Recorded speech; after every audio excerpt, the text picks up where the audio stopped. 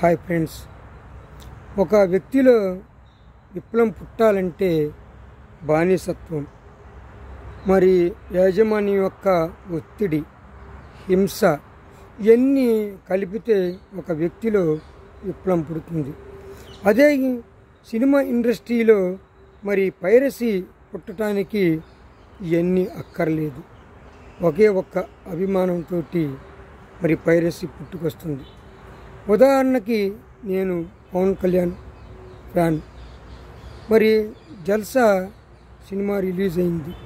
Ticket 1000 రూపాయలు. నా దగ్గర అంత అమౌంట్ లేదు, కానీ సినిమా చూడాలి ఫస్ట్ రోజే అని నాలో ఆతృత, కసి మరి దృఢంగా ఉన్నది. మరి ఏం చేయాలి? అప్పుడే అభిమాని పైరసీ ప్రత్యామ్నాయం ఎన్నుకుంటాడు. ఆ అభిమాని ప్రత్యామ్నాయం ఎన్నుకునేటప్పుడు కానీ అతనికి ఇది తప్పని కానీ దీనివల్ల ఇండస్ట్రీకి నష్టం వస్తుందని కానీ తెలియదు. ఎందుకంటే అతను సినిమా చూడాలి అనే ఆతృతతోటి అతను చేసే తప్పుని తెలుసుకోలేకపోతున్నాడు. మరి పైరసీ అంటే ఫస్ట్ సినిమా ఇండస్ట్రీలోనే పుట్టింది. మరి సినిమా ఇండస్ట్రీకి మరి పైరసీ అంటే ఒక బ్రాండెడ్, ఒక ISI మార్కు. ఎలాగంటే మరి 200 కోట్లు ఖర్చు పెట్టి 500 కోట్లు వసూలు చేస్తున్నారంటే మరి అది పైరసీ కాదా? మరి 60 రూపాయలు, 100 రూపాయలు, 150 రూపాయలు ఉన్న టిక్కెట్ని ఏకంగా నెల రోజుల పాటు 1000 రూపాయలు పెంచుకునే విధంగా మరి చేయటం అది పైరసీ కాదా? మరి 3 నెలలకి మరి కూలి కింద ఒక హీరో 50 కోట్లు, 60 కోట్లు తీసుకోవటం పైరసీ కాదా? నేను అడుగుతున్నా.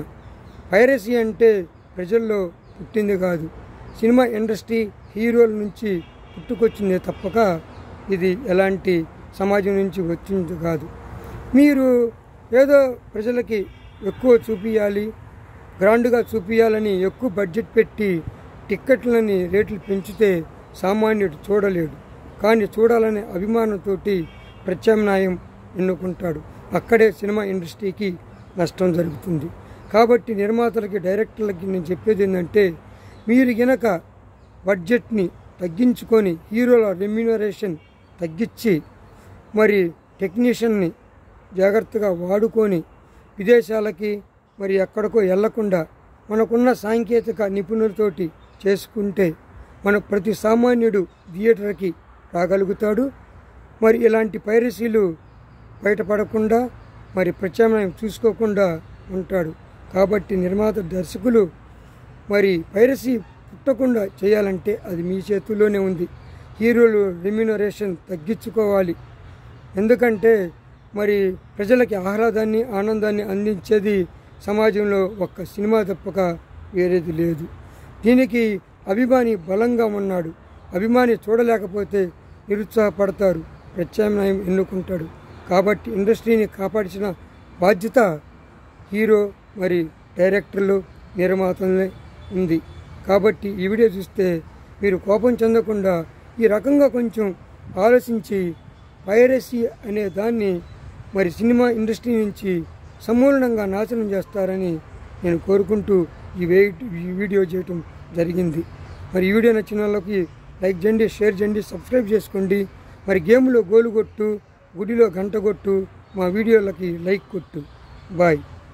అభిమానులకి అందరికీ నేను చెప్పేదంటే పైరసీ మాత్రం మీరు ప్రోత్సహించకండి. బాయ్.